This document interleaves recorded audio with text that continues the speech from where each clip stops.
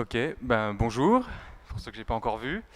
Je vous ai amené une série d'images. J'ai pas fait de présentation animée avec des grands schémas, tout ça. Donc c'est plutôt des photos de chez nous, de ce qu'on a fait. Voilà, c'est un éco-village comme plein d'éco-villages où il se passe plein de trucs. Et je vais essayer de vous expliquer qui on est et je vais partir des fondamentaux qui font qu'on est assez particulier au milieu de tous les autres éco-villages, je crois. Notamment autour de notre gouvernance, c'était un peu l'invitation qui m'était faite de vous parler de ça aujourd'hui. Mais pour pouvoir vous parler de gouvernance, qui n'est qu'un outil au service de ce qu'on a décidé de faire ensemble, je vais vous expliquer pourquoi on s'est retrouvés ensemble. Donc c'est un éco-village on a 50 hectares, on est 30 personnes à vivre dessus depuis mars 2017, un peu plus d'un an et demi. Le projet, il a une typicité, c'est qu'il a été monté en 11 mois, donc c'est très rapide. C'est-à-dire de l'idée aux premiers habitants dans le lieu, avec l'achat, les structures juridiques, voilà, l'intégralité du montage de projet en 11 mois, donc ça a été très très rapide. Et donc ce qui explique peut-être cette rapidité, c'est que on est parti de fondamentaux assez profonds, très radicaux.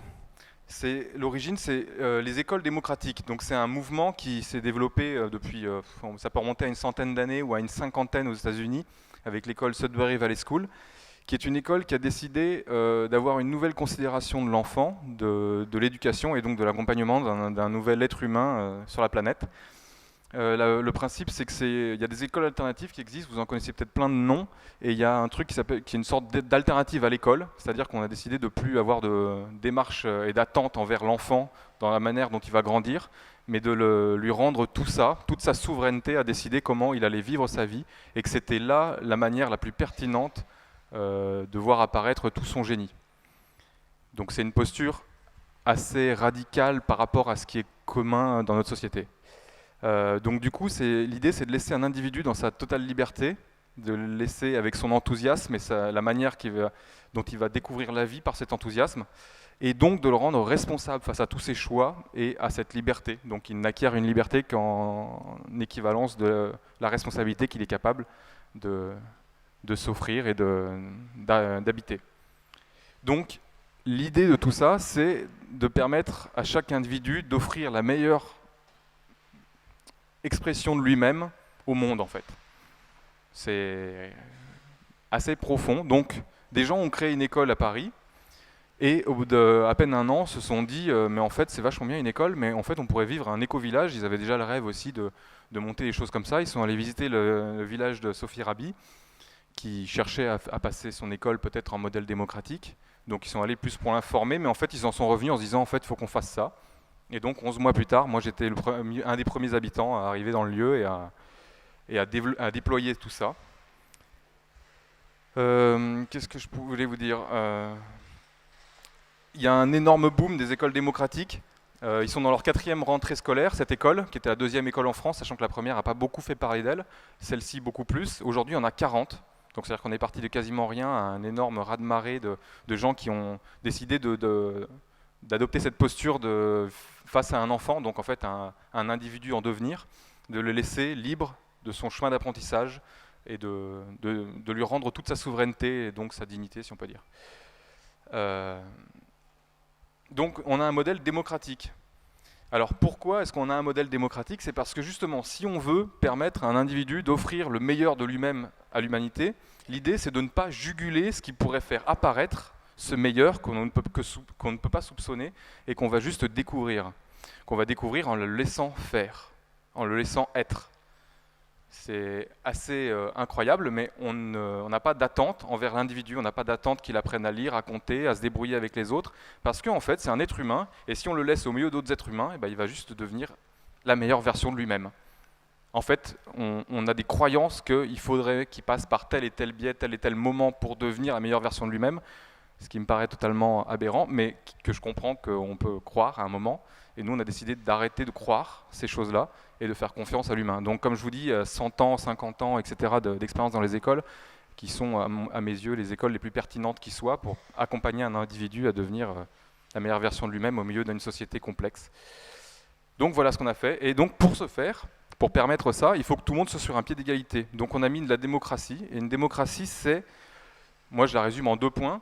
C'est l'égalité en droit.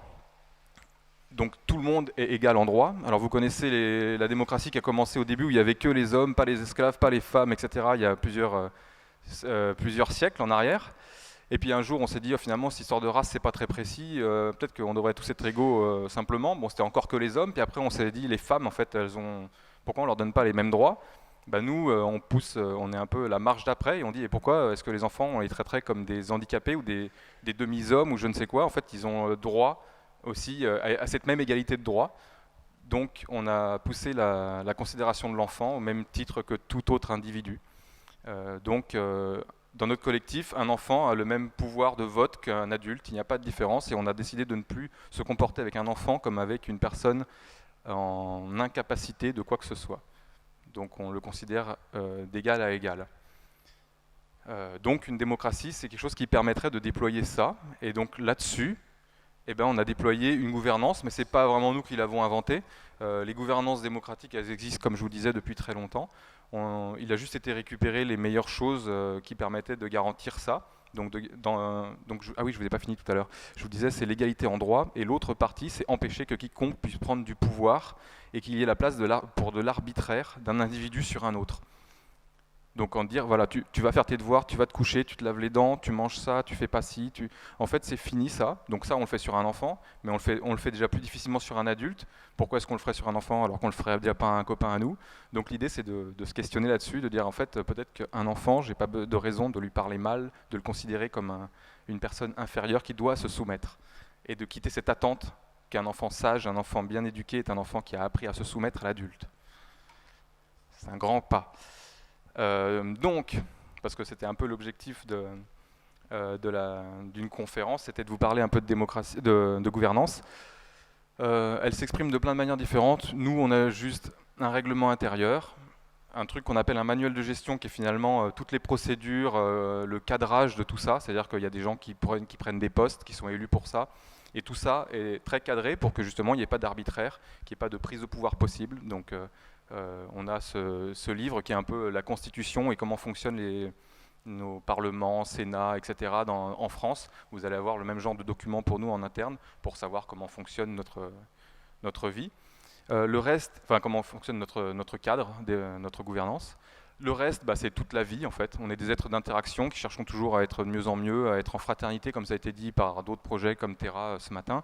En fait, on devient juste des frères et sœurs, et donc il y a de l'amour qui se lie les uns avec les autres.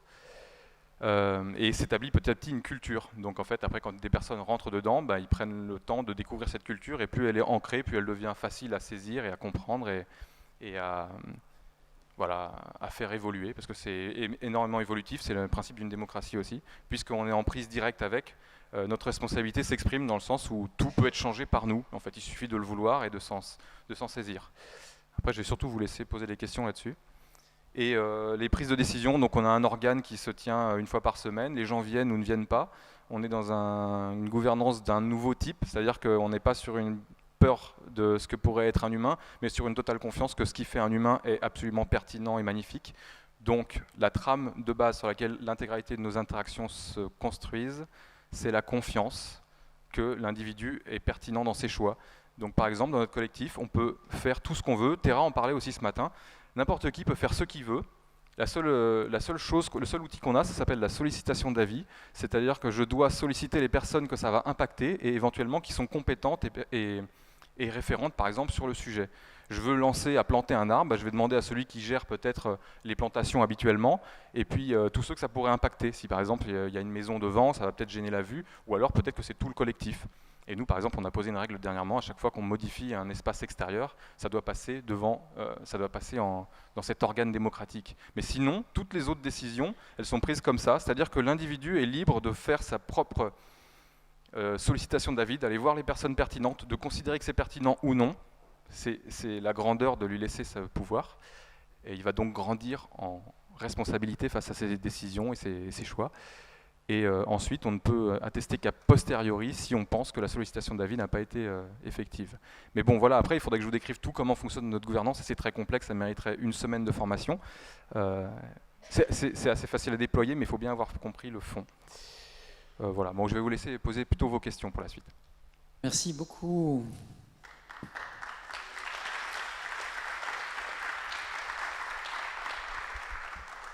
Alors j'imagine qu'il y a des questions. Est-ce qu'il y a des questions? Oui.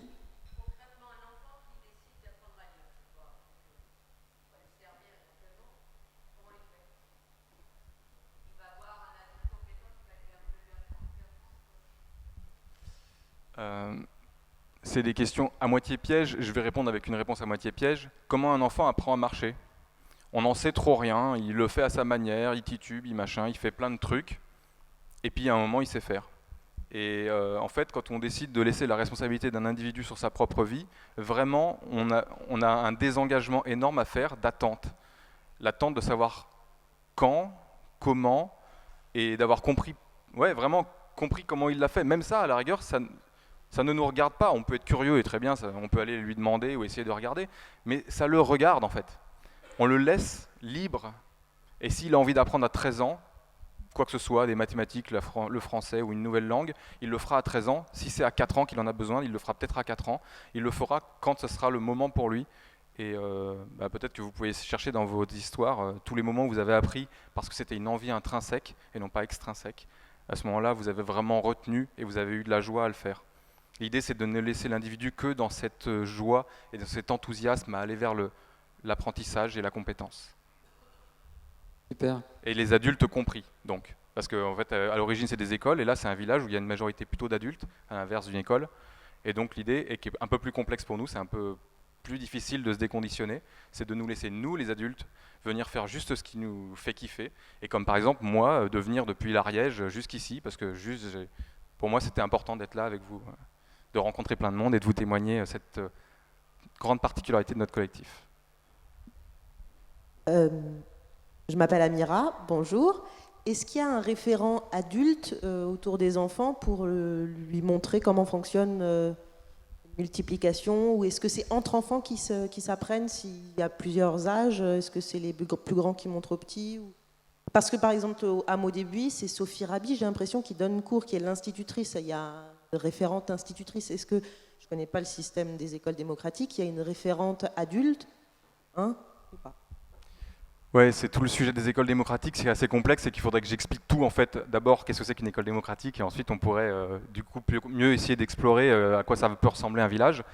Mais non, il n'y a aucune attente, il n'y a pas d'apprentissage, il n'y a pas il y a pas de sachants qui transmettent à des... Enfin, sauf si quelqu'un décide d'apprendre quelque chose et va aller solliciter quelqu'un qui pourrait peut-être lui apprendre. Mais en fait, vous verrez jamais un enfant qui demandera à quelqu'un, tu peux m'apprendre des maths, ça n'existe pas. Et il aura une question très précise qui sera liée à un problème qu'il a envie de dépasser dans sa vie. Et voilà, on sera là pour lui répondre. C'est là qu'il y a de la vie en fait. On est des gens pleins de compétences, pleins d'envie, pleins de goût, etc., de talent. Et puis s'il ne le trouve pas là, il le trouvera ailleurs, il en fera la demande. Par exemple, si des enfants veulent aller à l'école, ils n'ont qu'à faire la demande et ils iront à l'école. Ils sont libres de faire ce qu'ils veulent en fait, de leur vie. On a décidé d'arrêter de leur en proposer une meilleure manière de le faire.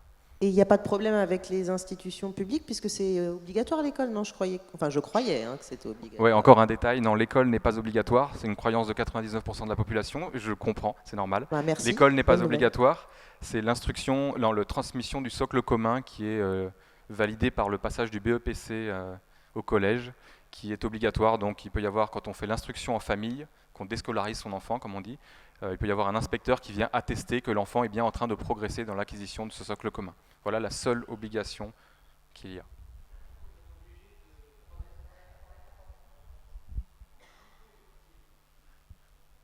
Concernant la manière dont vous fonctionnez, est-ce que c'est un lieu de vie? Est-ce que vous êtes tous sur place? Est-ce que les enfants sont sur place? Est-ce que vous travaillez à l'extérieur?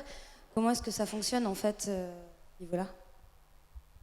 Alors c'est un lieu de vie qu'on a acheté en société, donc on a une société coopérative d'habitants et une association qui anime le lieu. Grande particularité, c'est une aventure assez folle, comme vous pouvez vous en rendre compte, enfin folle dans le sens où on a décidé d'être à ce point radicaux vis-à-vis de la liberté, de ne plus vouloir vraiment négocier avec et de ne vouloir que se l'offrir et avec une grande pertinence, un cadre, etc. Donc c'est assez particulier, on s'est tous libérés dans nos vies pour être disponibles et lancer ce projet. Donc en fait, on s'est retrouvés avec tous des gens qui n'avaient quasiment pas d'obligation, à part un ou deux qui avaient encore des trucs un peu à distance. Et on construit majoritairement un gros projet économique d'accueil, d'immersion, de formation.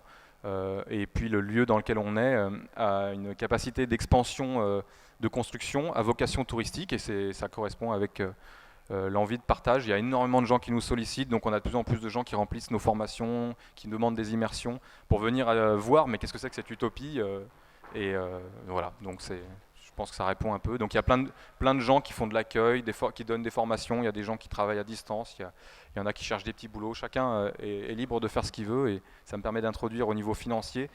Mais il y a une vidéo paillettes et grelinette qui vous donnera encore d'autres infos que j'ai peut-être pas données, que vous pouvez aller voir, où Gabriel était venu m'interviewer et quelques autres membres du collectif.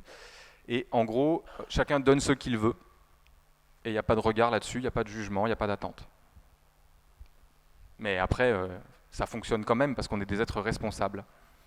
Et on a fait confiance que les êtres étaient responsables et qu'en fait, si on leur dit voilà l'état de nos finances, chacun est libre de dire ok, je sais ce que je donne, je sais ce que je peux faire, peut-être que j'ai envie de permettre à la structure d'avoir un plus grand levier d'investissement, ou pas, ou machin, mais en tout cas, on pense que les individus ne vont pas être déraisonnables. Ça n'existe pas en fait, c'est juste... voilà, on n'est pas comme ça les humains.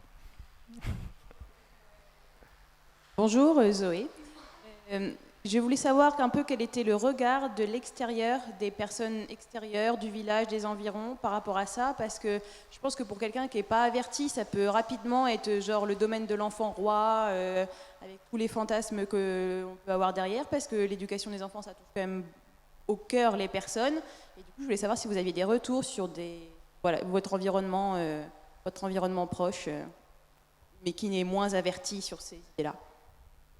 Je vais en profiter parce que je suis un peu pasteur du truc, j'adore moi les fondamentaux de ce qu'on fait. En fait, quand on fait juste ce qui nous fait kiffer, ce qui nous fait du bien, ce qui est vraiment enfin un truc intrinsèque qu'on a envie de vivre, en fait on a beaucoup moins de problèmes dans la vie. C'est surprenant, même au niveau financier, au niveau de la santé, au niveau de ce que vous voulez, quand vous vous mettez à faire ce que vous voulez. Nous par exemple, on a mis 11 mois pour monter le projet, on a visité un lieu, c'était le bon, on a trouvé les financements, tout ça en 11 mois. Ça peut paraître complètement fou, mais en fait, parce que ce qu'on voulait faire, c'était évident, on avait envie de le faire, on avait toute l'énergie derrière nous pour le faire et pour mettre en œuvre ça. Et par exemple, on n'est pas proactif à aller essayer d'apaiser les peurs des autres. En fait, on fait ce qu'on aime, on essaie d'être le plus authentique dans ce qu'on est. Et ça se suffit, je pense, à ce que les gens viennent confronter leurs fantasmes à la réalité et nous voir. Par exemple, on a lancé une guinguette en septembre où pendant le week-end, on a eu 1000 personnes à peu près qui sont passées sur le site. Donc c'était la première vraiment grande ouverture, même si on fait quelques visites portes ouvertes, etc. Mais là, vraiment, il y avait la capacité à tous les gens locaux de venir et de découvrir. Mais on ne l'a pas fait spécialement pour ça. Oui, on savait qu'évidemment ça participait à nous montrer, à ce que les gens puissent venir concrètement. Mais en fait, on l'a fait avant tout parce qu'on avait envie de monter ce genre de projet, de faire la fête nous-mêmes, en fait, pour nous-mêmes, etc. Et donc, voilà, c'est pas des réponses proactives pour faire moins peur aux gens. Pascal, le regard de l'inspection académique sur la scolarité des enfants, si c'est déjà commencé, est-ce que vous avez déjà été, entre guillemets, contrôlé ? Et comment ça s'est passé ? Alors ce sont les familles qui sont contrôlées, les familles qui ont des enfants qui sont déclarés déscolarisés. Et ça se passe comme n'importe quelle autre famille qui vit ça. L'inspecteur vient, des fois l'inspecteur dépasse largement le cadre de sa responsabilité. Donc on fait des lettres pour le rappeler et puis on précise notre posture surtout. Je reviens sur ce que je viens de répondre juste avant. En fait, on a précisé notre posture. Les personnes qui avaient eu des complications avec l'inspection ont mieux étudié le cadre légal, ont donc beaucoup mieux compris ce qui était attendu de leur part, de la part de l'inspecteur. Et en fait, en ayant simplement fait ce travail, la rencontre d'après pour attester de l'évolution de l'acquisition du socle commun par l'enfant, d'un coup, paf, l'inspectrice avait totalement changé de posture et en fait, magie. Voilà. Et on n'a rien fait en fait spécialement, si ce n'est qu'on a clarifié où était notre limite, on a appris. On a grandi et on est plus assis en connaissant le cadre légal de tout ça. Et est-ce que ça a un impact sur l'éducation nationale ou sur la manière dont la pédagogie dans l'école publique se passe ? Est-ce que ça donne des idées ? Non ? Je sais pas, c'est à eux qu'il faut demander, j'en sais rien. Nous on le fait pas pour qu'ils aient des idées, encore une fois, c'est pas proactif, c'est parce que c'est ça qu'on a particulièrement envie de faire.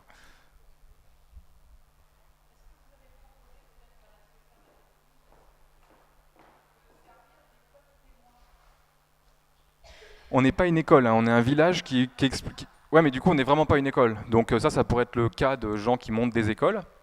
Mais nous, on n'est pas une école. Et vraiment, non, Enfin, qu'ils viennent s'ils veulent, ils nous appellent, ils prennent rendez-vous, on se voit, etc. Mais d'ailleurs, je leur parlerai pas de manière plus condescendante, respectueuse qu'à vous, si vous nous appelez, que vous voulez venir nous voir.